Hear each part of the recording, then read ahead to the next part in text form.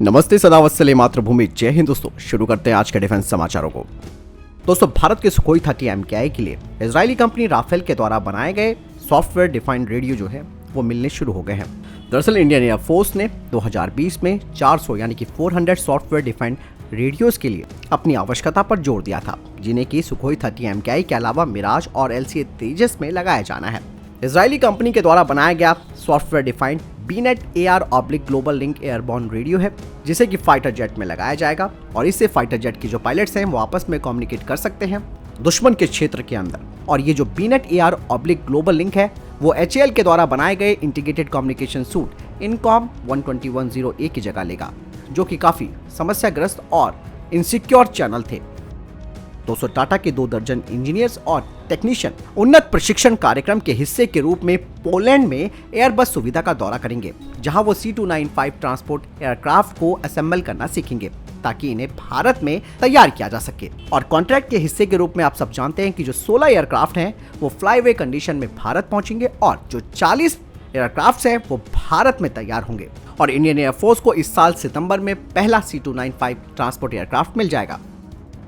दोस्तों अरुणाचल प्रदेश के MLA ने देश की राष्ट्रीय सुरक्षा के लिए बढ़ते हुए खतरे का हवाला देते हुए कहा कि अरुणाचल प्रदेश में जो चीनी क्लोज सर्किट टेलीविजन यानी कि CCTV लगे हैं उन पर प्रतिबंध लगाया जाए। इसके लिए बाकायदा उन्होंने भारत सरकार के लिए एक लेटर भी भेजा है। अरुणाचल के MLA ने बताया कि चीनी CCTV कैमरा बीजिंग की आंख और कान है और ये देश की सुरक्षा के लिए खतरनाक है। साथ ही उन्होंने चिट्ठी में लिखा है कि मौजूदा समय में जब चीन लगातार LAC पर आक्रामकता को दिखा रहा है, तब वो हमारे IT के बुनियादी ढांचों पर भी हमला कर रहा है। ऐसे में भारत को चीन के इस खतरे से निपटने के लिए कदम उठाने चाहिए। दरअसल 90% CCTV कैमरे चीनी कंपनियों के द्वारा निर्मित है, जिन्हें कि अरुणाचल प्रदेश में कई जगह लगाया गया है और बाकायदा CCTV नेटवर्क में इस्तेमाल होने वाले इंटरनेट प्रोटोकॉल और DVR को भी चीनी हैकर्स हैक कर सकते हैं।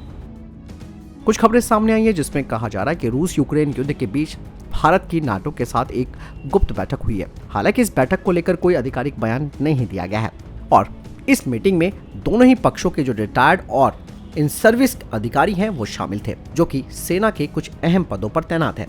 दरअसल ये जो बैठक है वो दिल्ली में जारी रायसीना डायलॉग के बीच हुई है। कुछ रिपोर्ट सामने आई है जिसमें कहा जा रहा है कि ये भारत में अपनी तरह की पहली बैठक है जो कि बंद कमरे में हुई है। नाटो के प्रतिनिधिमंडल में पोलैंड के एक मंत्री भी शामिल थे। इस बैठक को ट्रैक 1.5 कूटनीति के हिस्से के रूप में भी क्लासिफाइड किया जा रहा है। वहीं जो डिफेंस एक्सपर्ट्स हैं वो इस मीटिंग को लेकर कह रहे हैं कि इस बैठक में भारत नाटो सहयोग के लिए एक रोड मैप और दूसरे रास्ते तलाशे गए और इसमें सबसे प्रमुख है इंडो पैसिफिक क्षेत्र, जिसे लेकर बातचीत हुई है। नाटो के प्रतिनिधिमंडल ने चीन और रूस के बीच बढ़ते संबंधों पर भी गहरी चिंता जताई है और कहा यह जा रहा है कि कई अन्य विषयों पर भी चर्चा हुई और रूस यूक्रेन का जो संघर्ष है वो भी इस मीटिंग के एजेंडे के रूप में शामिल था।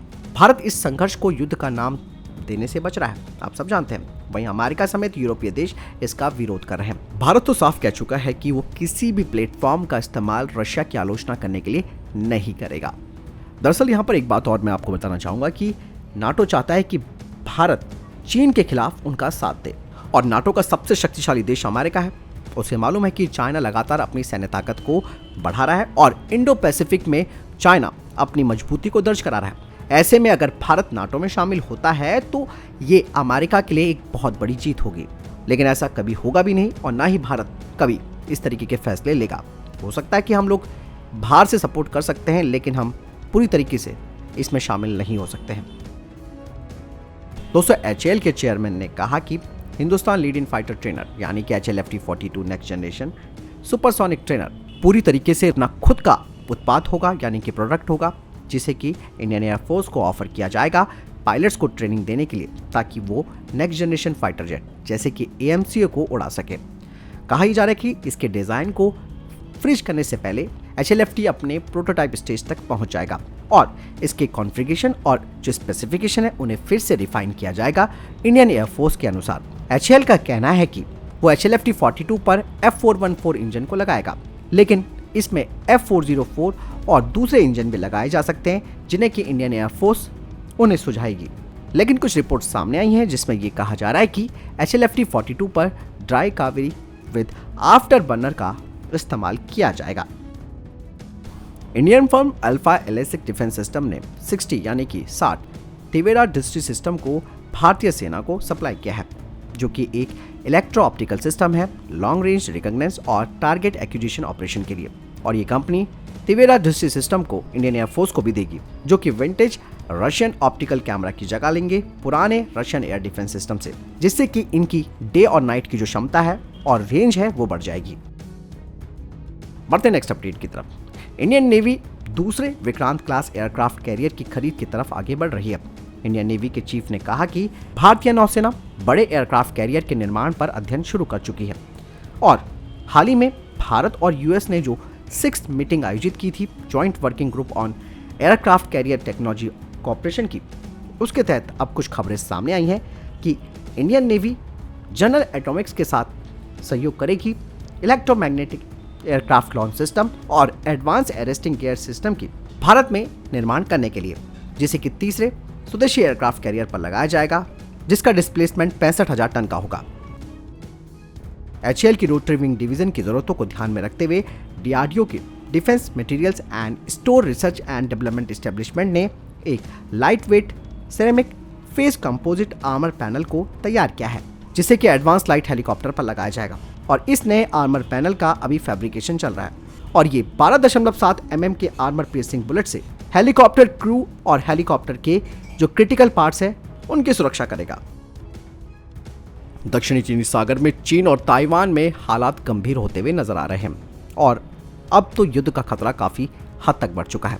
ताइवान के रक्षा मंत्री ने कहा कि चीन की सेना ताइवानी इलाके में अचानक घुसपैठ कर सकती है। ताइवान के रक्षा मंत्री ने ये चेतावनी ऐसे वक्त पर दी है जब ताइवान स्ट्रेट में तनाव बढ़ा हुआ है। चीन की सेना और नौसेना लगातार ताइवान को डराने में लगी हुई है। चीन ने हालांकि अभी तक ताइवान को डराने की पूरी कोशिशें की हैं, लेकिन उसने ताइवान के कब्जे वाले किसी भी इलाके में घुसपैठ नहीं किया है। हालांकि पिछले साल ताइवान के चीन से सटे एक टापू पर चीनी ड्रोन घुस आया था। ताइवान इस समय अमेरिका के साथ बड़े पैमाने पर हथियार भी खरीद रहा है, जिससे चीन पूरी तरीके से भड़का हुआ है और चीन ने कई बार ताइवान को चेतावनी भी दी है। लेकिन अब ऐसा कहा जा रहा है कि अचानक से चीन हमला कर सकता है ताइवान के ऊपर। बढ़ते नेक्स्ट अपडेट की तरफ। दोस्तों, कुछ रिपोर्ट सामने आई है जिसमें कहा जा रहा है कि भारत सरकार तिब्बत और चीन की सीमा से लगे मुस्तांग के प्रतिबंधित क्षेत्र में बौद्ध कॉलेजों के निर्माण के लिए 70 करोड़ रुपए से अधिक खर्चा करेगी। भारत के इस कदम पर चीन के समर्थक माने जाने वाले नेपाल के पूर्व प्रधानमंत्री केपी शर्मा ओली ने चीन का बचाव करते हुए भारत की और अपने यहाँ के प्रधानमंत्री पुष्पकमल दहल की आलोचना की है। केपी शर्मा ओली ने कहा कि दहल सरकार भारत के बौद्ध कॉलेज बनाने के प्रस्ताव को स्वीकार कर चीन को धोखा दे रही है। इसके अलावा उन्होंने चीन को समर्थन देते हुए कहा कि पुष्पकमल दहल नेपाल को विदेशियों के लिए खेल का मैदान बनाने के लिए भारत को मुस्तांग में एक बौद्ध कॉलेज खोलने की अनुमति दे रही है। सरकार की ये योजना देश की संप्रभुता पर हमला है। हालांकि ओली के बयान को नेपाली सरकार ने खारिज करते हुए कहा कि सरकार ने ऐसी कोई संस्था स्थापित करने का निर्णय नहीं लिया है और नेपाल की तरफ से ये भी कहा गया है कि इस तरीके की टिप्पणी से देश के विदेशी संबंधों पर असर पड़ सकता है। हालांकि भारत सरकार की ओर से अभी तक इस पर कोई प्रतिक्रिया नहीं आई है। नेक्स्ट अपडेट, बढ़ते हैं नेक्स्ट अपडेट की तरफ। दोस्तों, इसरो 7 मार्च को एक बेहद चुनौतीपूर्ण प्रयोग करने की तैयारी कर रहा है। दरअसल इसरो का एक पुराना सैटेलाइट जो कि अपना कार्यकाल पूरा कर चुका है, उसे फिर से वायुमंडल में प्रवेश कराया जाएगा और फिर इसे प्रशांत महासागर में एक निर्जन स्थान में गिराया जाएगा। इसरो ने अभी हाल ही में 5 मार्च को एक बयान में कहा भी था कि इस सैटेलाइट का जो मिशन जीवन था वो 3 साल का था, मगर इस सैटेलाइट ने 2021 तक क्षेत्रीय और वैश्विक जलवायु के साथ 1 दशक से अधिक समय का मूल्यवान डेटा इसने दिया है। प्रशांत महासागर में 5 डिग्री साउथ से 14 डिग्री साउथ अक्षांश और 119 डिग्री वेस्ट से 100 डिग्री वेस्ट देशांतर के बीच एक निर्जन क्षेत्र में MT1 को गिराया जाएगा। इसरो ने कहा कि इस सैटेलाइट का 125 किलो ऑनबोर्ड ईंधन मिशन के अंत में अनुपयोगी रहा, जो कि आकस्मिक ब्रेकअप के लिए जोखिम पैदा कर सकता था। तो फिलहाल ये थे अभी तक के टॉप डिफेंस और स्पेस अपडेट। वीडियो के संबंध में कोई प्रश्न जवाब या आपका कोई सवाल है कमेंट सेक्शन में लिखकर जरूर पूछ सकते हैं। मिलता हूं नई जानकारी के साथ। चैनल जरूर सब्सक्राइब कीजिएगा। जय हिंद, वंदे मातरम।